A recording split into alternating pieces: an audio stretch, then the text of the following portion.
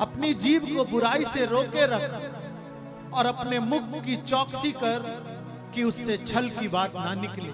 Hallelujah, hallelujah, hallelujah. प्रभु का वचन क्या कहता है, ध्यान देना। अपनी जीभ को बुराई से रोके रख और अपने मुख की चौकसी कर कि उससे छल की बात ना निकले। आमीन। प्रभु का वचन आज हमें क्या सिखाता है? आज प्रभु का वचन हमें सिखाता है कि हमारी जीभ, हमारा बोलना हमारे लिए कितना महत्व रखता है। क्या है इस जुबान में जो हमें जानना चाहिए? आज अधिकांश लोग परमेश्वर के इस वचन को नहीं जानते और अनजाने ही पाप करते रहते हैं। आइए हम प्रभु के वचन से सीखें। नीति वचन 21 उसका 23वां वचन क्या कहता है? जो अपने मुख को वश में रखता है वह अपने प्राण को विपत्ति से बचाता है। हालेलुया। वचन को सुनना ध्यान से। नीति वचन 21 का 23 में लिखा है, जो अपने मुख को अपने वश में रखता है वह अपने प्राणों को विपत्ति से बचाता है। यानी आपका बोलना आपके लिए विपत्ति का कारण भी बन सकता है। आपकी बातें आपके जीवन में समस्याएं पैदा कर सकती हैं। आपकी कहे हुए शब्द आपके लिए ही घातक हो सकते हैं। क्या आप इस बात को जानते हैं? अधिकांश लोग इन बातों को नहीं जानते, इसलिए वे बार बार परमेश्वर के विधान को अनजाने में ही तोड़ देते हैं। प्रभु का वचन आज हमें सिखाएगा कि हमारा बोलना, हमारा बात करना कितना महत्व रखता है। ये जुबान हमारी कितनी सामर्थ्य रखती है, इसके बारे में आप सभी को जानना चाहिए। Hallelujah, hallelujah. नीति वचन 18 का 21 कहता है, जीभ के वश में मृत्यु और जीवन होते हैं और जो उसको काम में लाना जानता है वे उसका फल भोगेगा। हालेलुया। तो वचन में लिखा है जीभ के वश में जीवन और मृत्यु है। समझ रहे हैं बात को? ऐसा नहीं है कि आप जब भी चाहें जो भी बोल दें, जब भी चाहें कुछ भी कह दें, जब चाहें किसी को भी श्राप दे दें, जब चाहें किसी को भी कोस दें, जब चाहें किसी की निंदा कर दें, जब चाहें किसी को अशब्द बोल दें। ये नहीं करिए। आज इसी के बारे में आपको प्रभु के वचन से सीखना है। वचन कहता है जीभ के वश में, हमारी जीभ के वश में मृत्यु भी है और जीवन भी है, और जो व्यक्ति इसका इस्तेमाल करना जानता है वो उसका फल भोगेगा। Hallelujah, hallelujah. तो क्या आप अपने जुबान का इस्तेमाल करना सही तरीके से जानते हैं? हाँ? अगर नहीं जानते तो आज का वचन आपके लिए है। आज परमेश्वर का वचन आपको सिखा देगा, आपको बता देगा कि आपकी जुबान कितना महत्व रखती है, आपके वर्ड कितने कीमती हैं, आप जो बोलते हैं उसका महत्व है। हालेलुया। क्योंकि वचन ये बताता है कि हमारी जुबान में ही जीवन मृत्यु है। Hallelujah, hallelujah. तो आइए प्रभु के वचन में सीख लें। प्रवक्ता ग्रंथ अध्याय 23 वचन 17 क्या कहता है? प्रवक्ता ग्रंथ अध्याय 23 वचन 17 कहता है, अपने मुख को अश्लील बातों का आदि ना बनने दो, क्योंकि इस प्रकार तुम अपने शब्दों से पाप करते हो। हालेलुया। बात समझ रहे? मैं आपको बता दूं, हम अपने हाथों से, पैरों से ज्यादा अपने शब्दों से और अपनी आंखों से पाप करते हैं। समझ रहे बात?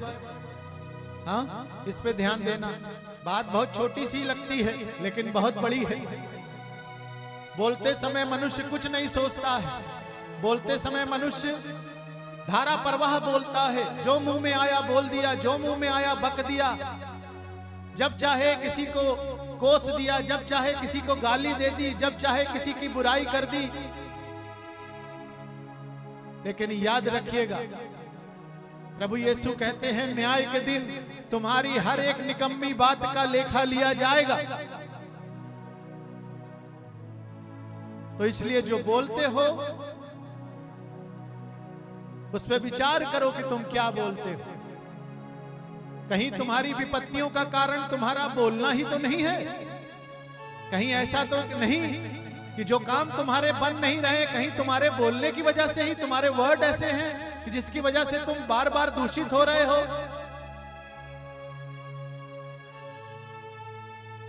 हम प्रभु के एक वचन में आपको ले जाएंगे। प्रभु का एक वचन ये कहता है, मार्कुस सुसमाचार अध्याय 7 में आना। मार्कुस 7 में आओ। क्या लिखा है?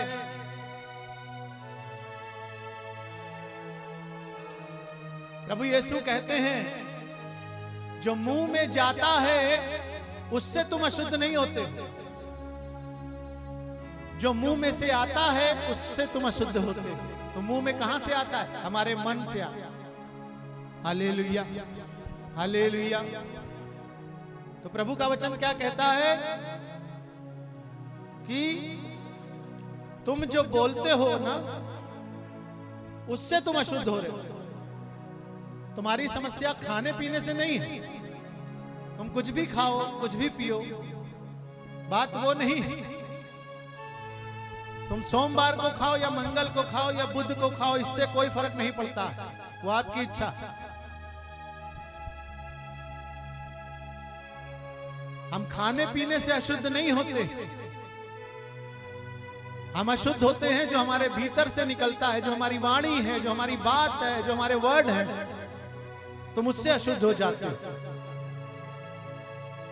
तो परमेश्वर का वचन कहता है, मार्कुस सुसमाचार में उसके 20वें पद में देखना, 7 का 20। ईसा ने फिर कहा, जो मनुष्य में से निकलता है वही उसे अशुद्ध करता है। तो मनुष्य में से क्या क्या निकलता है? बुरे विचार। पहला नंबर है बुरे विचार। तो विचार का फैक्ट्री कहां है? हमारा मन उन विचारों की फैक्ट्री है जहां अच्छे और बुरे विचार बनते हैं। उन विचारों की प्रेरणा कहां से आती है? हमारी आंखों से और हमारे कानों से। समझ रहे? जब आप कोई चीज देखते हैं तब उसको आप अपने मन में ले जाते हैं और मन में वो फैक्ट्री लगी हुई है और मन ही उसे अच्छाई और बुराई में पेश करके आपके सामने प्रस्तुत करता है और आप चुनते हैं उसमें कि आप अच्छा करें या बुरा। अधिकांश लोग बुरा ही चुनते हैं।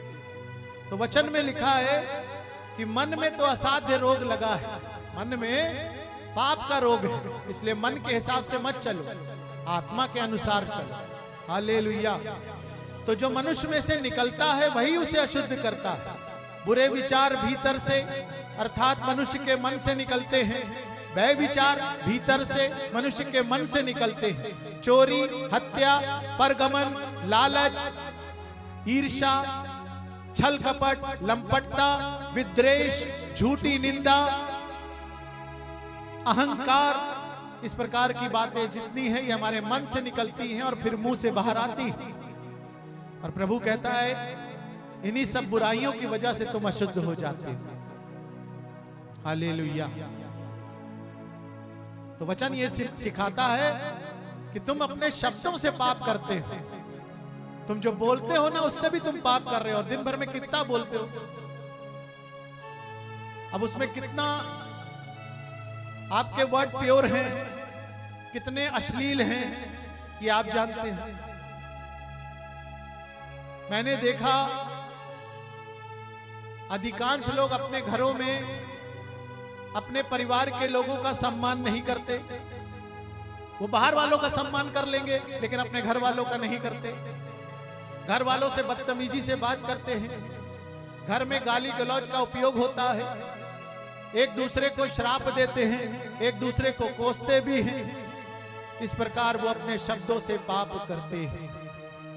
और आप जानते हैं केवल पाप ही नहीं, जो आपके शब्द हैं, जो आपके मुंह से निकल रहे हैं, वो पूरे हो जाएंगे। इसीलिए प्रभु का वचन कहता है कि जो तुम्हें गालियां देते हैं, श्राप देते हैं, तुम उनको ना तो गाली दोगे ना तो श्राप दोगे, तुम उनके लिए प्रभु से प्रार्थना करोगे। वो श्राप देंगे, तुम आशीष दो। वो गालियां देंगे, उन्हें माफ करो, उनके लिए प्रार्थना करो। Hallelujah, hallelujah. तो प्रवक्ता ग्रंथ कहता है 23 का 17, अपने मुख को अश्लील बातों का आदि ना बनने दो, क्योंकि इस प्रकार तुम अपने शब्दों से पाप करते हो। कई लोगों के घर में बरकत इसीलिए नहीं है कि उनके घर वाले परिवार में बातचीत का ढंग बहुत गंदा है, अश्लील शब्दों का प्रयोग होता है, दूसरों की बुराई, दूसरों की निंदा होती है। आशीष नहीं आ सकता, नहीं आ सकता। सही करो इसको। यदि तुम्हें अपने घर में आशीष चाहिए, ईश्वर को अगर अपने घर में तुमको लाना है, अपने मन में लाना है, तो इस मन को और अपने घर को साफ करिए, अपने शब्दों को साफ करिए, अपने शब्दों में मधुरता लाइए, अपने शब्दों में अश्लीलता को खत्म कर दीजिए। आपके घर में और आपके परिवार में आशीष आएगी। हालेलुया।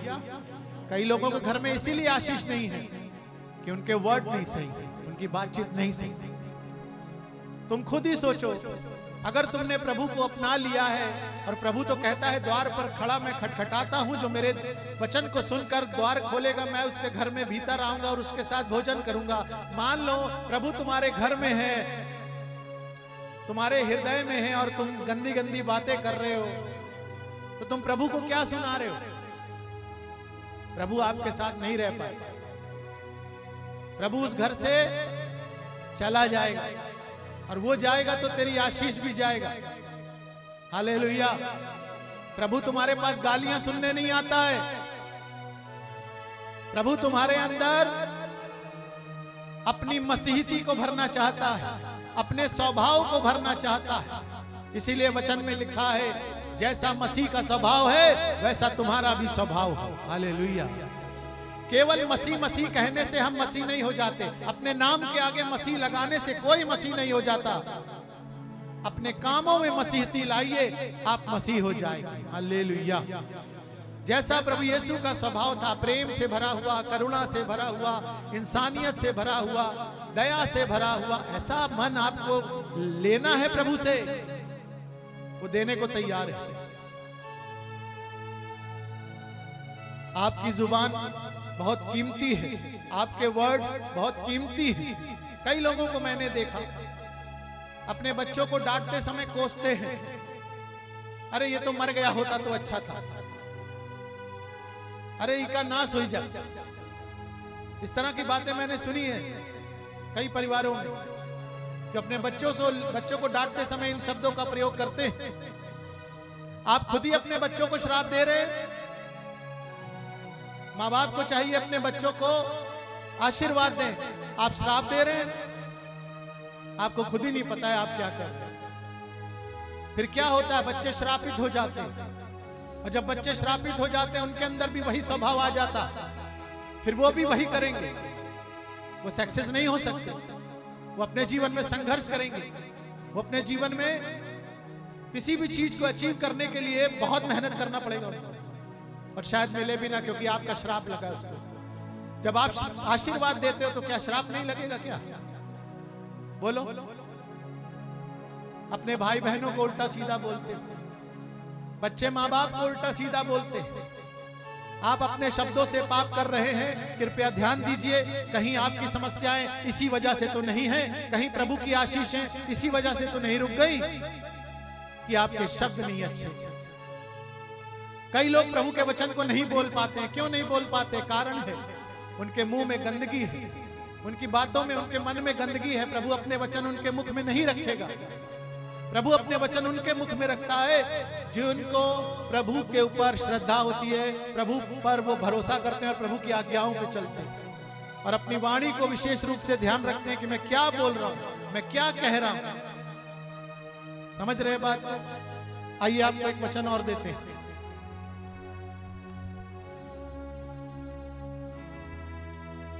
मत्ती सुसमाचार अध्याय 12 36 और 37 में आप देख लेना। प्रभु यीशु ने कहा, मैं तुम लोगों से कहता हूं, न्याय के दिन मनुष्यों को अपनी हर एक निकम्मी बातों का लेखा देना पड़ेगा। समझ रहे हैं बात को? ध्यान से सुनिएगा। न्याय के दिन आपका लेखा लेगा परमेश्वर। तो जो जो आपने बोला है, जो जो आपने कहा है, उन सब बातों को, वो सारी निकम्मी बातों को प्रभु उस समय सामने रखेगा। उसका लेखा आपको देना पड़ेगा। आपने किसी को कोसा है, श्राप दिया है, बद्दुआ दी है, गालियां दी है, निंदा की है, अश्लील बातें करते हैं आप, अपने परिवार में आपके बात करने का तरीका लहजा सही नहीं है, गुस्से में आकर के कुछ भी बोल देते हैं, ये सारी चीजों का लेखा आपसे परमेश्वर लेगा। प्रभु का वचन तो यही कहता है। Hallelujah, hallelujah. नीति वचन 17 का 13। ध्यान से सुनना, एक और जरूरी चीज आपको बता रहे इस वचन के द्वारा। कई घरों में मैं देखता हूं विपत्तियां, परेशानियां बनी रहती है, जाती नहीं। तो कहीं यही कारण तो नहीं है कि आपके जीवन में विपत्तियां हैं, परेशानियां और जा नहीं रही हैं? वचन सुनिएगा। जो कोई 17 का 13 नीति वचन, जो कोई भलाई के बदले बुराई करे उसके घर से बुराई दूर ना होगी। हालेलुया। अगर आप किसी की भलाई के बदले बुराई करते हैं, आपके घर से विपत्ति दूर नहीं हो सकती। आप कितनी भी कोशिश कर लीजिए। किसी ने आपके साथ भला किया है और आप अपने शब्दों से उसे बुरा कह रहे हैं, परमेश्वर सुन रहा है। अगर किसी ने भला नहीं भी किया है तो भी अगर आप उसकी बुराई कर रहे हैं तो भी परमेश्वर सुन रहा है। और प्रभु का वचन कहता है, जो भलाई के बदले बुराई करता है उसके घर से विपत्ति कभी ना टलेगी। हालेलुया। कहीं यही कारण तो नहीं है आपके घर में प्रॉब्लम रहता है, आपके घर में समस्याएं जाती नहीं है, आपके घर में हो सकता है बोलने का तरीका सही नहीं है, शब्दों का गलत इस्तेमाल होता, शब्द सही इस्तेमाल नहीं किए जाते। अपने घर को पवित्र करिए, अपनी वाणी को पवित्र करिए। अगर परमेश्वर की आशीष पानी, विनम्र बनिए, नम्र बनिए, जो प्रभु को अच्छा लगता है। काम वही करो जो परमेश्वर को अच्छा लगता है, वो काम मत करो जो परमेश्वर को नाराज कर दे और तुम्हारी आशीषें रुक जाए, तुम्हारी प्रार्थनाएं रुक जाएंगी। क्योंकि जिन शब्दों को तुम इस्तेमाल अपने घर में गंदा गंदा करते हो, जब तुम उन्हीं मुख से प्रभु से प्रार्थना करोगे, वो कैसे सुनेगा? वो प्रार्थना ईश्वर तक पहुंच ही नहीं पाएगी, क्योंकि आपकी वाणी में पवित्रता नहीं। और वचन ये कहता है, नीति वचन 17 का 20 में, जो मन का टेढ़ा है, सुनना मेरी बात, हालेलुया, जो मन का टेढ़ा है, मन का टेढ़ा समझते है ना, जिसके मन में छल कपट, बेईमानी, धूर्तता, सारी चीजें भरी हुई हैं, जो मन का टेढ़ा है उसका कल्याण नहीं होता। हालेलुया। हाँ, अगर तेरा मन सही नहीं है तो आशीषों की इच्छा छोड़ दीजिए, बरकतों की इच्छा छोड़ दीजिए, चंगा होना भूल जाइए। प्रभु का वचन कहता है, जो मन का टेढ़ा है उसका कल्याण नहीं होता, और जो उलट फेर की बातें करने वाला होता है वो विपत्ति में पड़ा रहता है। हालेलुया।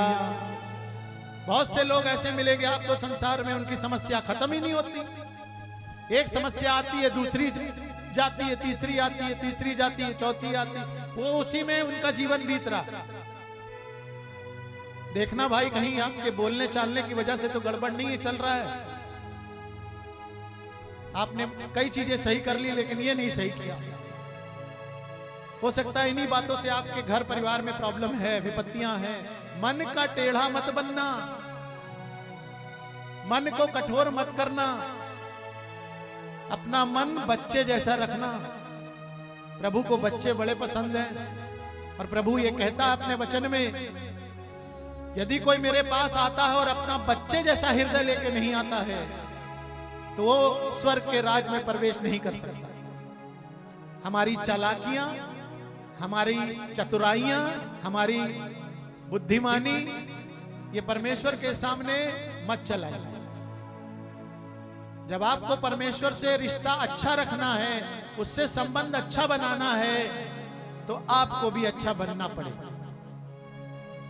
प्रभु में कोई अच्छा इंसान नहीं आता, प्रभु में सब पापी ही आते हैं, लेकिन प्रभु उनको बदलता है। प्रभु उनको एक अच्छा धर्मी इंसान बना देता है जब वो प्रभु के वचन में बने रहते हैं। हालेलुया। तो आप में से बहुत से लोग बदल चुके हैं, लेकिन मैं समझता हूं इस वचन को आपको समझना बहुत जरूरी है, क्योंकि ये वचन आपकी जिंदगी को बदल सकता है। आपके मुख में जीवन और मृत्यु है। प्रभु कहता है मैं मुंह के फल का सृजनहार हूं। समझ रहे हो? जो आप बोलते हो प्रभु वो करता है। जब हम प्रभु का वचन बोलते हैं, जब हम प्रभु का वचन बोलते हैं, बार बार बोलते हैं, तो वो काम करने लगता है। समझ रहे हैं बात? जब हम प्रभु के वचन को बार बार बोलते हैं तो वो काम करने लगता है, और जब हम गंदी बातें भी बार बार बोलते हैं तो वो भी काम करने लगता है। मत दीजिए अपने बच्चों को श्राप, मत दीजिए अपने माता पिता को उल्टा सीधा श्राप, मत लड़िए झगड़िए अपने घर में शांति से बात करिए, अच्छे शब्दों का प्रयोग करिए, सभ्यता सीखिए, उजटता छोड़ दीजिए, क्योंकि हमारे शब्द बहुत कीमती हैं। हमारे शब्दों पे हमारा जीवन निर्भर है। हम जो बोलेंगे वो होगा, और अब मसीह में आके तो 100% होगा। Hallelujah, hallelujah. यहां पर जितने भी काम आप देखते हो, चाहे दुष्टात्मा छुड़ाई गई हो या किसी को चंगाई की गई हो, तो आप देखिए बोलने से तो करता हूं मैं। हाँ, प्रभु के वचन का इस्तेमाल करता हूं, प्रभु का उपस्थिति उस समय हमारे साथ होता है। काम तो सब प्रभु करता है, लेकिन प्रार्थना तो मेरी होती है, और उस प्रार्थना में मेरे प्रभु का वचन होता है, और उस प्रार्थना में मेरे पवित्रता है। हालेलुया। उसके लिए हमें क्या करना? हमें अपने जुबान पर कंट्रोल करना। महिलाओं के लिए ज्यादा जरूरी है,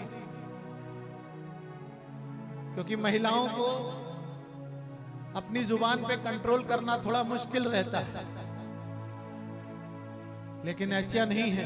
करना चाहो, मसीह में तुम सब कुछ कर सकते हो, क्योंकि प्रभु में सब कुछ संभव है। देखो, कहीं तुम्हारे बोलने से तो कुछ गड़बड़ नहीं चल रहा, तुम्हारे अशब्द कहीं तुम्हारे जीवन में उल्टा काम तो नहीं कर रहे।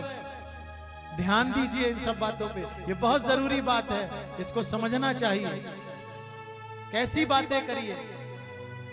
ऐसी बातें करिए जो दूसरों को शांति दे, ऐसी बातें करिए जो दूसरों को आशीष दे, ऐसी बातें करिए सुनने वाला तुमसे दूर जाए ही नहीं, ऐसी बातें करिए जिनमें सच्चाई हो, ऐसी बातें करिए जिनमें प्रेम हो, ऐसी बातें करिए जिससे किसी का कल्याण हो।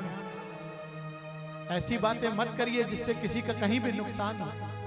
ये हमारे लिए ठीक नहीं है, क्योंकि वचन में लिखा है हम किस लिए बुलाए गए हैं? हम आशीष देने के लिए बुलाए गए हैं। हम गाली खा के भी आशीष देने के लिए बुलाए गए हैं। भाई तैयार रहिए कि मुझे गाली खाना है और आशीष देना। गाली के बदले गाली मसीह लोग नहीं दे सकते, खुदा का इजाजत नहीं है। आप तैयार रहिए पहले से कि जो मुझे गाली देगा मैं उसे आशीष दूंगा। मन बना लीजिए ऐसा ही। जो आपको श्राप देगा मैं उसके लिए भी प्रार्थना करूंगा, उसको भी आशीष दूंगा। हाँ, पहले से तैयार रहो। फिर देखो तुम्हारा जवाब तुम्हें नहीं देना पड़ेगा, तुम्हारा जवाब उन बंदों को परमेश्वर देंगे। हालेलुया। लिखा है जितने हथियार तेरी हानि के लिए बनाए जाएंगे उनमें से एक भी सफल नहीं होगा। आमीन। क्यों कहा?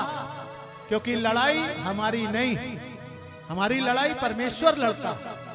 तुम्हें लड़ने की जरूरत नहीं, तुम्हें लड़ने के लिए नहीं बुलाया, तुम्हें आशीष देने के लिए बुलाया।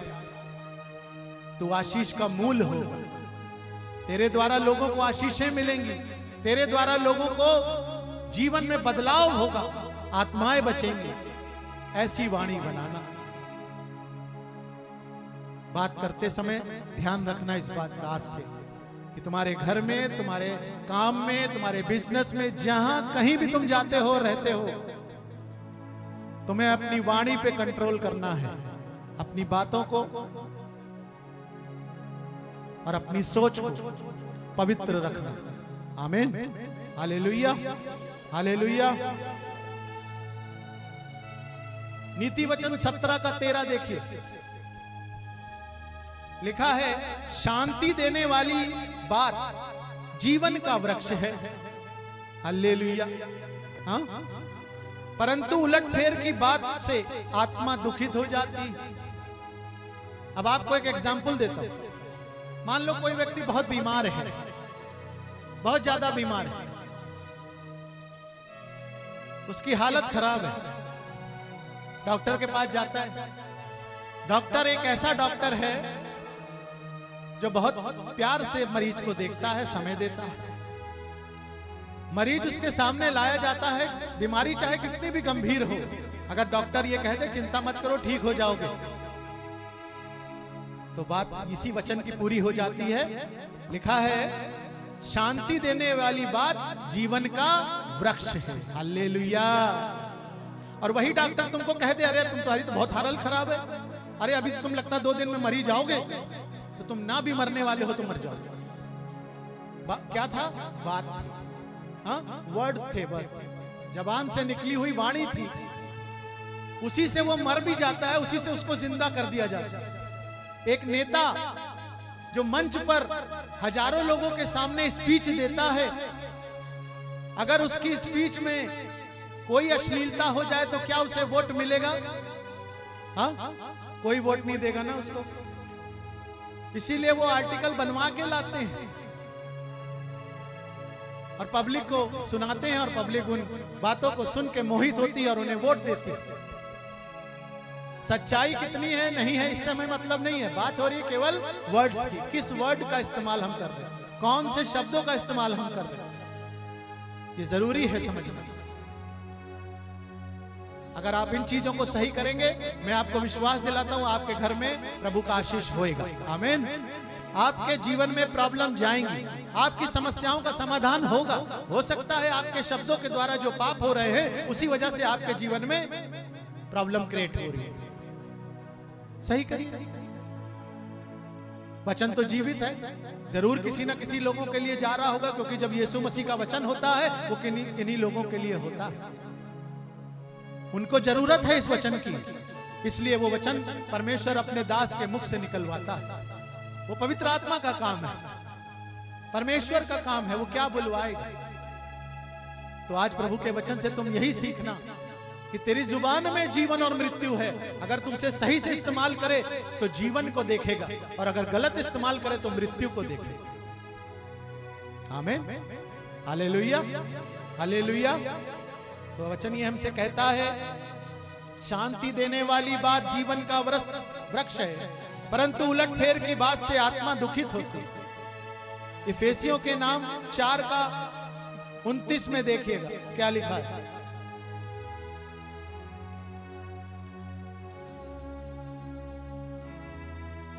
इफिसियों के नाम 4:29। हाँ, ठीक है। लिखा है आपके मुख से कोई अश्लील बात नहीं निकले, बल्कि ऐसे शब्द निकले जो अवसर के अनुरूप दूसरों का निर्माण तथा कल्याण करने में सहायक हो। Hallelujah, hallelujah. पवित्र आत्मा ने मुक्ति के दिन के लिए आप लोगों पर अपनी मुहर लगा दी है, आप उसे दुख ना दें। समझ रहे हैं बात? जब आप गंदी गंदी बात करेंगे तो आपके परमेश्वर को दुख होता है। जो पवित्र आत्मा तुम्हें दिया गया है उसे दुख होता है। तो आप सोचिए, क्या आप ईश्वर को दुखी करना चाहते हैं? अपने जीवन को समस्याओं में घेर लेना चाहते हैं?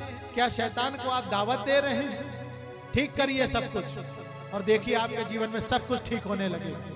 ये जीवन की बातें हैं, बाइबल जीवन की बातें करती है, जीवित पुस्तक है। इनकी बातों पे अमल तो करिए, जीवन बदल जाएगा, लाइफ बदल जाएगा, सब कुछ अच्छा हो जाएगा, सब कुछ व्यवस्थित हो जाएगा। आमीन, हालेलुया। अब एक वचन और आपको देता हूं, भजन 119 का 72, भजन 119 का 172 क्या लिखा है? जल्दी से खोल के दिखाओ।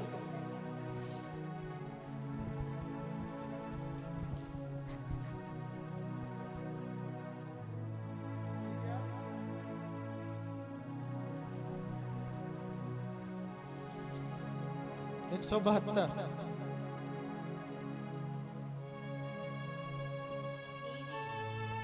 मेरी वाणी तेरे आदेशों का स्तुति गान करती रहे। हालेलुया। तो मेरी वाणी क्या करे? कैसे शब्द बोले? मधुर शब्द, अच्छे शब्द और परमेश्वर का स्तुति गान। मुझे आवाज किस लिए दी गई है? परमेश्वर की आराधना करने के लिए दी गई है, प्रभु के वचन को कहने के लिए, सुनने के लिए दी गई है, सुनाने के लिए दी गई है। गंदी गंदी बातें करने के लिए थोड़ी दी गई है। हाँ, लिखा है तेरी वाणी, मेरी वाणी तेरे आदेशों का स्तुति गान करती रहे, क्योंकि तेरी सब आज्ञाएं न्याय संगत हैं। Hallelujah, hallelujah. प्रभु की स्तुति हो, प्रभु की महिमा हो। पहला पत्रस अध्याय 3 में आ जाइए। पहला पत्रस अध्याय 3 में आइए, देखिए कितनी जरूरी बात है, इसको समझना चाहिए भाई।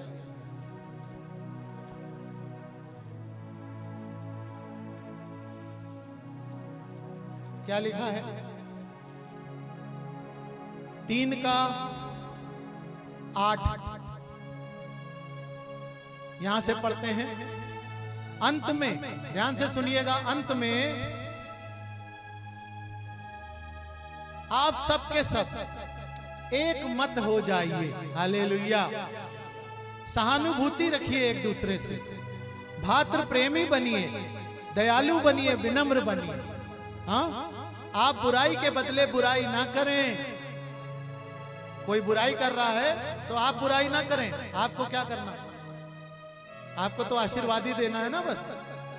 चाहे कोई गाली दे, चाहे कोई मारे, चाहे कोई पीटे, चाहे जो कुछ कहे, लेकिन हमारा काम क्या है?